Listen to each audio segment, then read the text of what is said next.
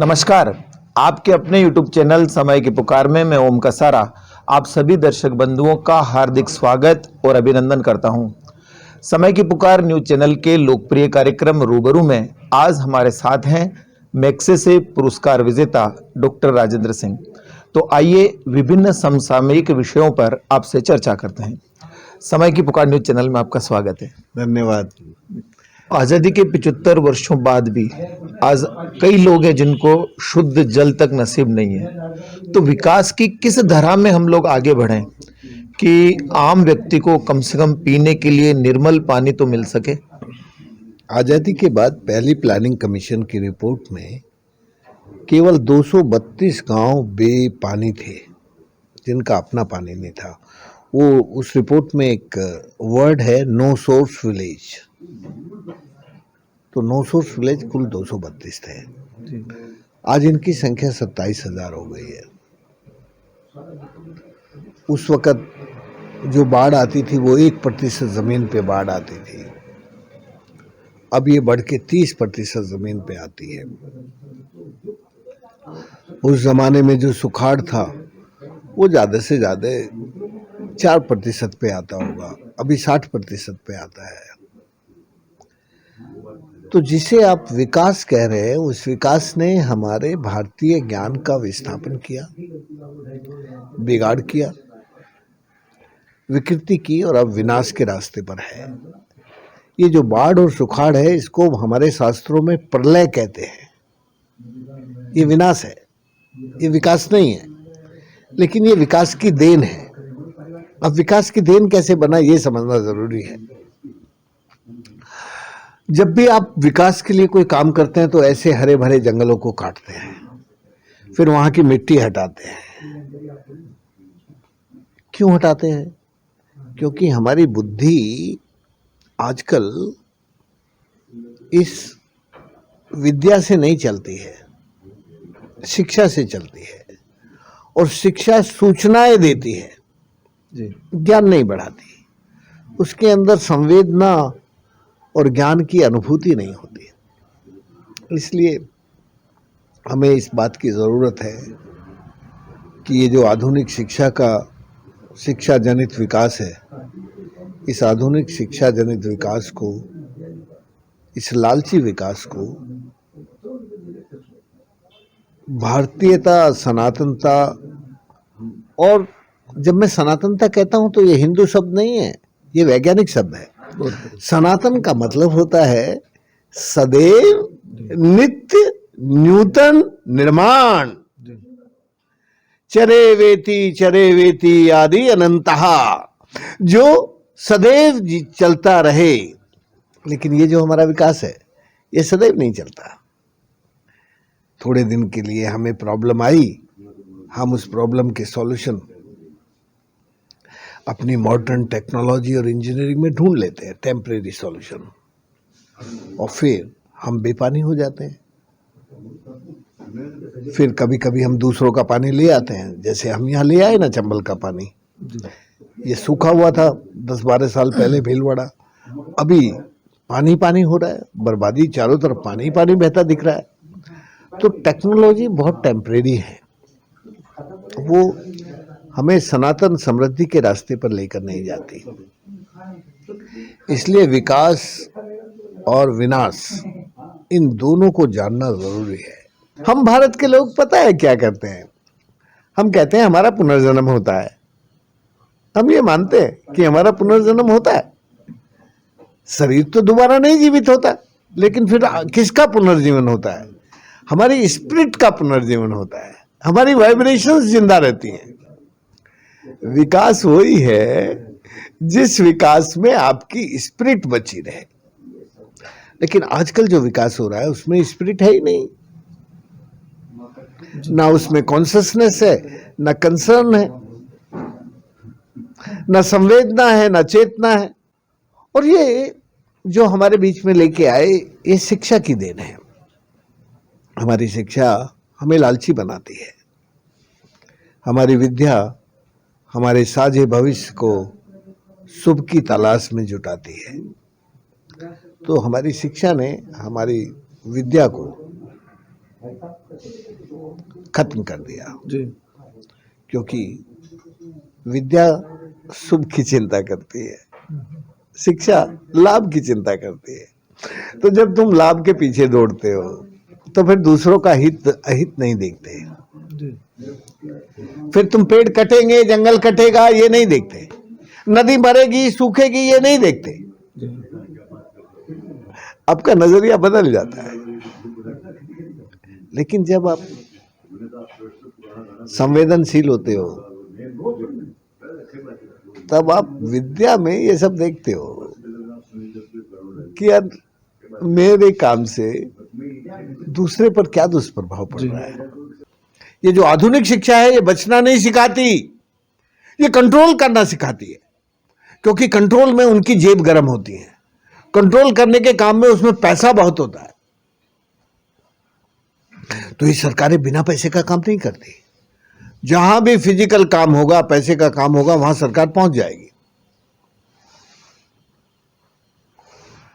मैं बस इतना ही कहना चाहता हूं कि ये जो विकास है ये विनाश है। तो अभी जो सरकारें प्रयास कर रही है जल संरक्षण को लेकर के, तो उनसे आप किस हद तक संतुष्ट हैं और क्या सरकारों को सुझाव देना चाहेंगे कि इस कार्य को और बेहतर बनाया जा सके? भाई मैं तुम्हें एक सच्ची कहानी बताता हूं।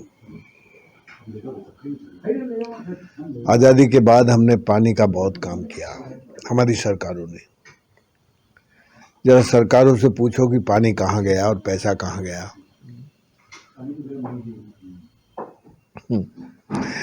जब मैं छोटा था तो किसी भी नदी का पानी उठा के पी सकता था। आज कोई कोठारी नदी का पानी उठा के पी सकता है क्या? उस जमाने के लोगों से पूछो कि कोठारी में से पानी उठा के पी सकते थे। अब नहीं कोई पी सकता। मैंने हिंदुस्तान के पूरा हिंदुस्तान घूमा है और दुनिया के 127 देश घूमे हैं। अब नदियों का पानी पीने के लायक नहीं बचा। किसने बिगाड़ा? विकास ने। ये है त्रासदी विकास की कहानी की। तो सरकार जो कार्यक्रम जैसे चलाया था उन्होंने, खेत का पानी खेत में, गांव का पानी गांव में, तो ये कहां तक चरितार्थ होकर के आया है? अरे ये तो इस नई सरकार ने बिल्कुल बंद कर दिया। ये तो आजकल कह रहे हैं हर घर में नल, नल में जल। इनसे कोई पूछे कि तुम्हारे पास जल कहाँ है जो तुम दे दोगे? ये तो भीलवाड़ा के लोग भगवान के लाडले बेटे हैं कि इनको पानी मिल गया चंबल का, इनके पास आ गया। पर देश में सब जगह पानी नहीं है। इनसे पूछो ना सरकार से कि तुम हर घर में नल और नल में जल किसके लिए दे रहे हैं? ये उसके लिए दे रहे हैं जिसका पाइपलाइन खरीदना है इनको। 1 पैसे का पाइपलाइन 1 रुपए में खरीदेंगे तो पैसा उनको देना है मल्टीनेशनल्स को, पानी नहीं देना। मैं तुम्हें दावे से लिख के देता हूं, गरीब को पानी नहीं मिलेगा। इनके पास पानी नहीं है। इनको सीमेंट की कंपनियों को पैसा देना है, पाइपलाइन की कंपनियों को पैसा देना है। तो ये जो सरकार है ये कॉरपोरेट ड्रिवन सरकार है। ये जो इंडिया की डेमोक्रेसी है ना आज, वो पीपल्स डेमोक्रेसी नहीं है, वो कॉरपोरेट डेमोक्रेसी है। जी। तो ये जो पानी की बर्बादी है, इसे रोकने के लिए सरकार और आमजन, ये इनको क्या समन्वित प्रयास करने चाहिए? पानी का काम अकेले राज का नहीं होता। पानी का काम राज समाज दोनों का होता है। पर आजकल पानी पे राज ने कब्जा कर लिया है, क्योंकि राज मल्टीनेशनल्स को पानी देना चाहता है, उनकी कंपनियों के लिए काम कर रहा है। तो समाज ने भी अभी सोच लिया कि हम क्यों करें, जब ये राज इस भ्रष्ट हो गया है पानी के मामले में। बाकी तो पानी का काम करना हो तो पानी के काम के एक ही सॉल्यूशन है जो हमने किया पिछले 42 सालों में। सबसे कम बारिश होती है हमारे राजस्थान में। हमने ना तो किसी का पानी लेके आए, ना कोई पाइपलाइन लाए। जो बारिश का पानी था उसको रोका, जोहड़, तालाब, बावड़ी सब बनाए, वाटर कंजर्वेशन किया और अपनी जरूरत पूरी कर ली। भारत को पानीदार बनाना है तो सामुदायिक विकेंद्रित जल प्रबंधन ही रास्ता है। तो अभी जो ये देश में कई नदियों पर बड़े बड़े बांध बनाए गए, तो इन बांधों से न तो बाढ़ रुकी और जो सूखा है वो लगातार आपने जैसा भी आंकड़े भी बताए कि बढ़ता ही जा रहा है, तो फिर क्या बांध भी कुछ समाधान है या नहीं? बांध नदी के हत्यारे होते हैं। बांध बनने से बाढ़ भी आता है, सुखाड़ भी आता है।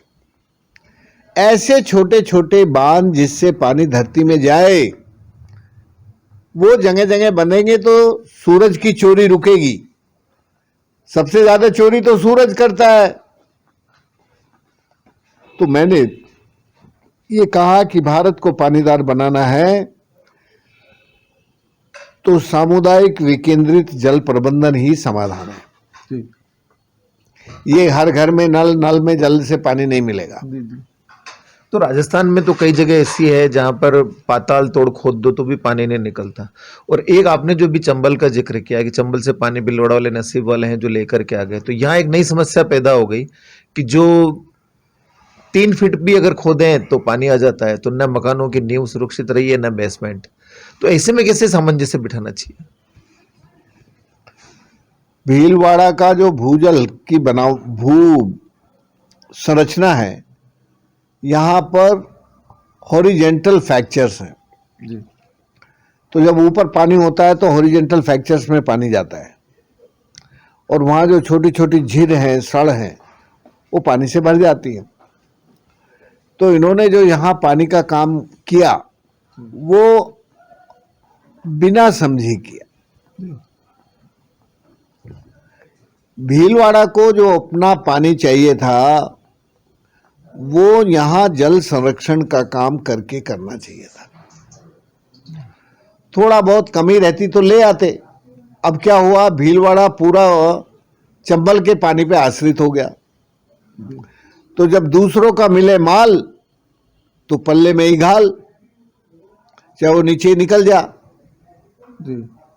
जब सरकार देवे फ्री में तेल तो पल्ले में मेल, और पल्ले से नीचे निकल जाएगा, तुम्हारे पास भी नहीं रहेगा। तो ये भीलवाड़ा का उदाहरण है। भीलवाड़ा ने अब अपने आप को आधुनिक विकास में विनाश के रास्ते पर चला दिया है। तो इसका क्या समाधान आप देखते हैं? इसका समाधान सिंपल है कि हम वर्षा जल को पकड़े, और वर्षा जल को पकड़ के ये दूसरों का पानी ज़्यादा लूट के ना लाए। जितना पानी ज़रूरी है उतना ही लें।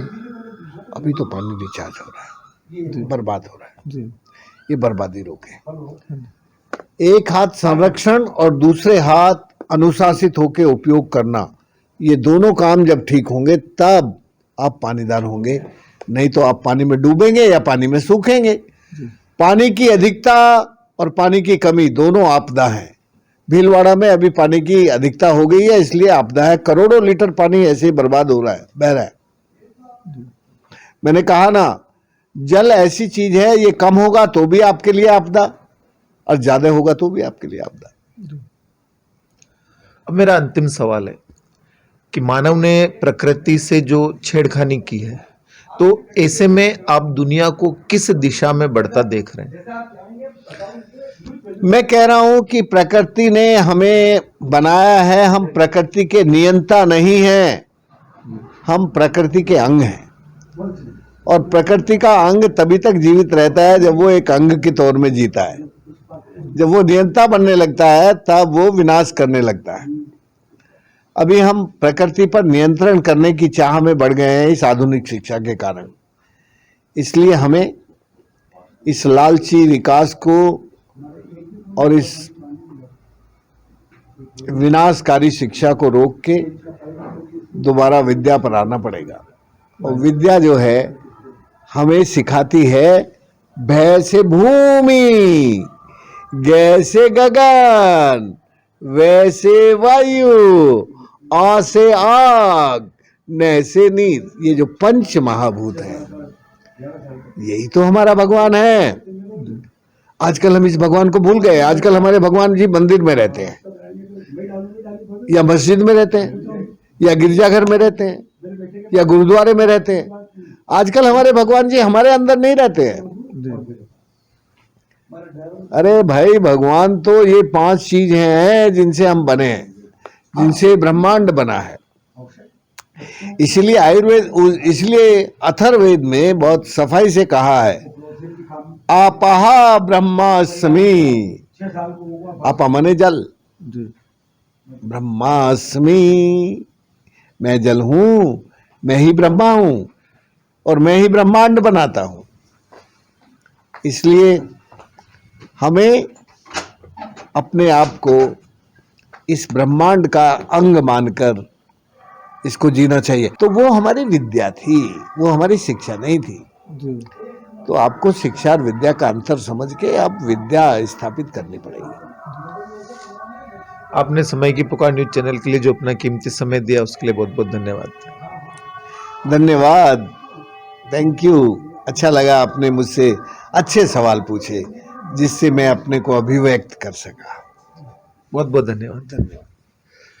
तो आप थे डॉक्टर राजेंद्र सिंह, जिन्होंने बहुत ही सहज लहजे में ये बताया है कि जब तक हम जल का संरक्षण नहीं करेंगे तब तक हम इस दुनिया को नहीं बचा सकते। तो कैमरा पर्सन पवन बावरी के साथ मैं ओम कसारा, समय की पुकार न्यूज चैनल के लिए।